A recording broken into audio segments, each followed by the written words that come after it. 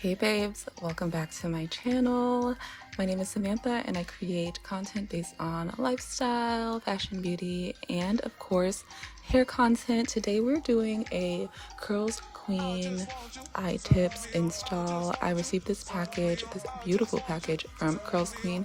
And thank you so much, Curls Queen, for sponsoring today's video. And we're going to install these I-tips today. I'm going to be sharing a full install as well as sharing some options for styling. So let's get into it. So this is everything that came in the pack. I have a bunch of accessories as well as 3 bundles of Light Yaki I-tips. I also have some microbeads as well, and I ended up using some of my own microbeads that I've had from previous installs. I'm going to go ahead and load on my tool with about 10 microbeads just to prep. We also have a second tool, but I didn't end up using this at all. I just find that this one is a little bit harder. But here is my natural hair after it has been silk pressed at home. She's a very cute, but she's very low density.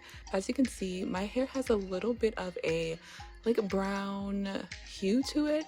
It's more warm than it is cool, and this is the comparison between the I-tips and my hair, and you can see it's a little bit of a contrast, but I feel like it'll still blend in nicely. So we're gonna go ahead and start. I'm just gonna start parting with my hands for now, and then I'm gonna use some of the tools that came in the package. I'm gonna take the tail comb and I'm going to just section off a little bit of the back of my head, like towards the nape of the neck, just to get a nice coverage in the back. And it's about maybe 2 to 3 inches of hair left out in the back.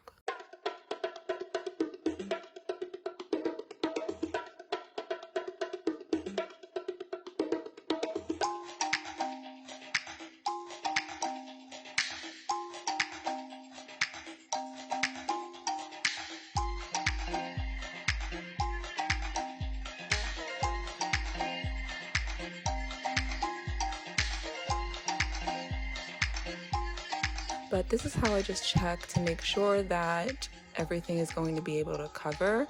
If you see the tail comb, then you know you need more hair left out, but I think we're good here. So I'm just gonna put this hair to the side.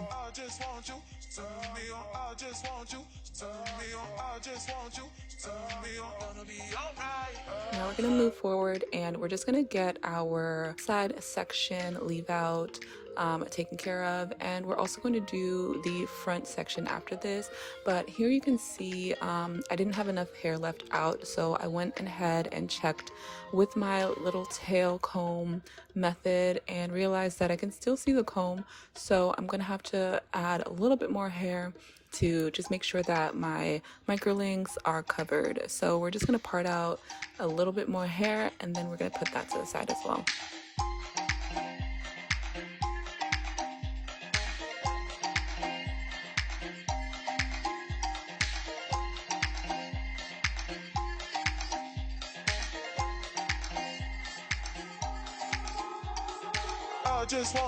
So go ahead and do the same thing on the other side, and then make sure you're leaving out some hair in the front as well. So we have our first row, and this was my tester row, so I was just getting the hang of how I was going to install them. I try to install them the neatest I can, and to ensure that my hair isn't going to be pulled out, damaged, or anything like that. So I'm going to share with you how I made sure to install these in a very careful and intentional way.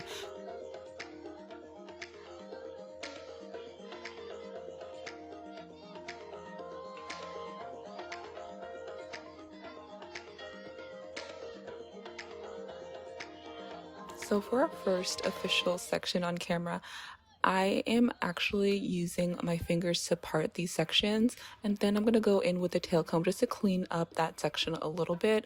The reason why I used my finger initially is because I feel like I can get a better sense of how much hair I'm actually taking out to put into the microbead. With just the comb, you can't really get a sense of how much hair you're taking out. So initially I'm parting by gauging how much hair I need, and then I'm going to clean up that little square section, pin the hair away from each other, and try to make sure that there aren't any little tiny like stray hairs in the section that don't belong. Finally, I'm going to go ahead with my looping tool and I'm going to pull the hair through the bead. And here I'm making sure that the hair is laid downward. It's not kind of poking outward, it's not poking up, it's laid downward and the bead is on the bottom of the section. I'm going to go ahead and try to insert the I-tip into the section, and you do have to fondle with it just a little bit, make sure you get the right angle. I like to also test to make sure that I can lift my hair up, and here you can see that there's a little bit of the I-tip left out at the top. I like to pull that down just a smidge just to make sure that everything is kind of even across the board, and then I'm going to clamp with my tool. Everything is going to be linked in the description box, so all the tools that I use outside of what came in the packaging is going to be left in the description box as well for you to check out if you're interested.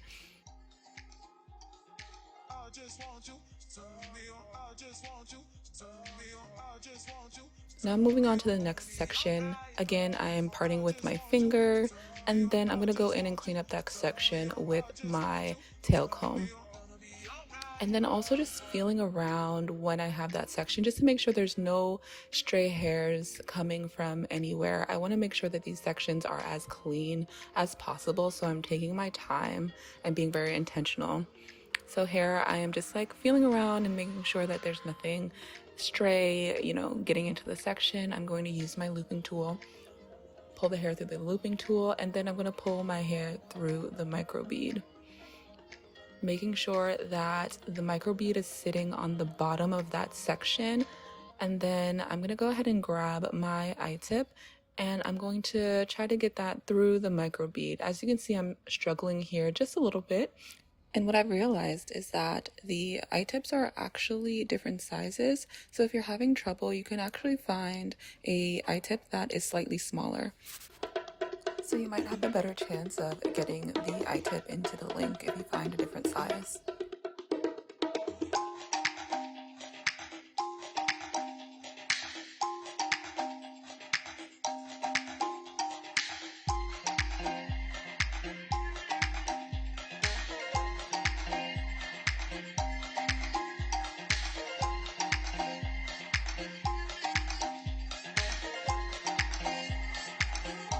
Having just a little bit of that I-tip up out of the micro bead, I'm going to pull it down just a smidge to make sure that everything is kind of even across the board. I don't want too much of the micro link to be stuck and pulled out. I don't want it grazing my scalp at all. So we're just going to continue with the rest of the section in the same manner. Again, we're going to keep that micro bead towards the bottom of that section.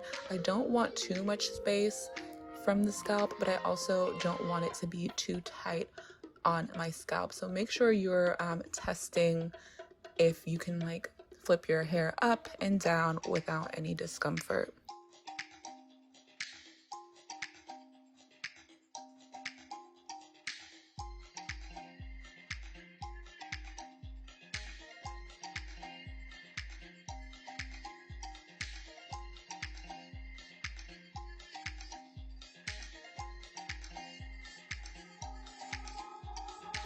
As you can see here, I'm pushing up the micro bead just a little bit. I'm being very careful with this and I'm feeling if it's tight on my scalp or not.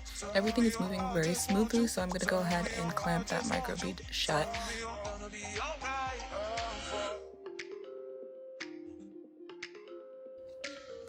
All of the sections are done pretty much the same. There isn't any variation of this that is different. I just continue to do the same thing over and over again. And this took me about maybe 8 hours split between 2 days, but I also had breaks and everything, and I was moving very slowly and I was also recording. So I believe that if you're doing this just, on your own without recording, and you can definitely get this done within a day. And yeah, that's pretty much it. It's actually a very easy style to keep up and to install. It does take a few hours though. This is basically me inserting the micro bead in real time. I just wanted to show you what it really is like to kind of get these installed. And granted, you can see that this is just a 14-minute video, but it does take a few tries just to make sure you're getting the bead in and you have no stray hairs and just making sure everything is clean.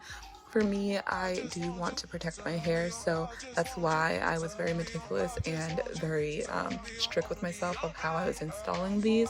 But if you're someone who doesn't really care about that, you can definitely install this quicker without being so careful.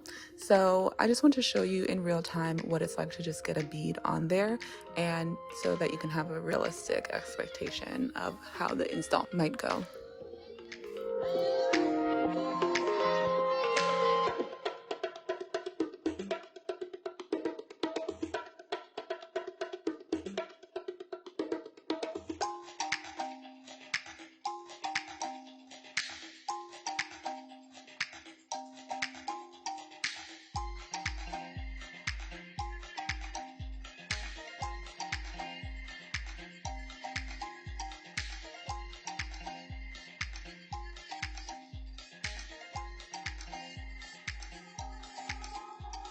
And this is also just another option of how you can maybe install them a little bit faster. So here I just set 4 micro beads in place, and then I clipped it away with a metal clip. And then here I'm just going back on those sections and inserting the I-tip into each micro bead and then adjusting and, clamping it shut. And then I'm just going to do the 3 sections at the front right away, so I don't have to kind of start and stop. I can just go about the row. And the reason why I didn't really care for this method is just because a lot of the beads will kind of slide down and then you have to readjust the bead.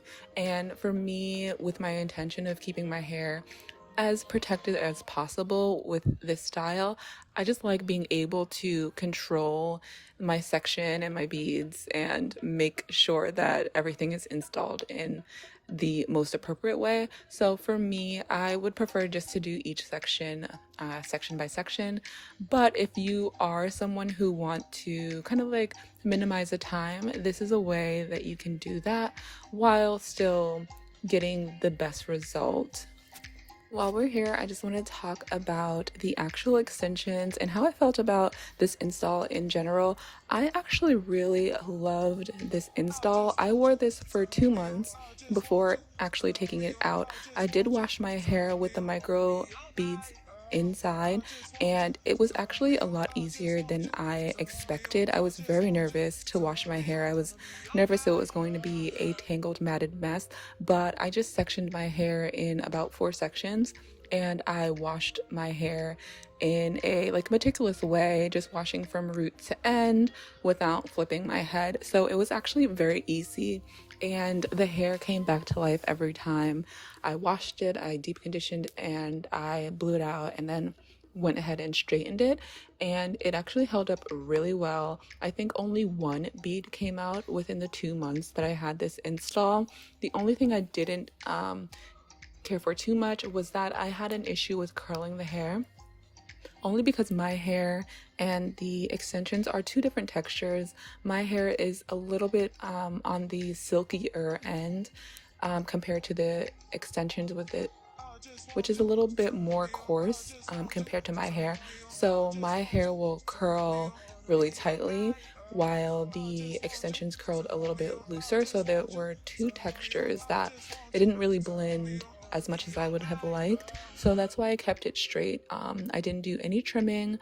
I didn't try to blend it too much. I just kind of washed it, straightened it, and then went about my business. I did get a lot of compliments on this hairstyle, and everyone thought it was pretty much my hair, and I love that for me. However, it did have an issue with keeping the curls the way that I would have liked, so I ended up not curling it much at all. Now, as you can see, this is my hair pretty much almost done. I have just a few sections left. Overall, I really loved the hair, and I'm glad that I have one more bundle left because this is only about 2 bundles, and you can see that it's flowy. You can see that there's a lot of body. You can see that it looks pretty much like my hair, and it's just so much fun to kind of flip it all around. And I thought it looked very glamorous, very beautiful. But aside from that, I love the flexibility that you have with this style. You can do so much. I wore a ponytail. I would just kind of pull my hair up into a ponytail anytime I wanted a casual look, or if I wanted to go run. And so you can wear a nice like high mid ponytail. I also liked doing the half up half down style. I would also leave like a little bang out just to keep it flirty, keep it cute. And I love putting a claw clip in here, so you just want to be careful not to tug or clamp onto your beads. But a claw clip half up half down is really cute, and I just loved wearing my hair like this as well. I thought it was very cute and flirty. And then I thought I would try something different. I didn't really wear it parted in the center, but I did really love wearing it kind of pulled up into a little updo. I like to pull out the sides a little bit just to keep it cute, and then maybe pull out some sections in the front, and then kind of tie it up in a little claw clip and just keep it cute and like 90s inspired. And those are the ways that I wore it over the last 2 months, and I loved this. So if you're interested in trying this, definitely try it and let me know how you feel about it.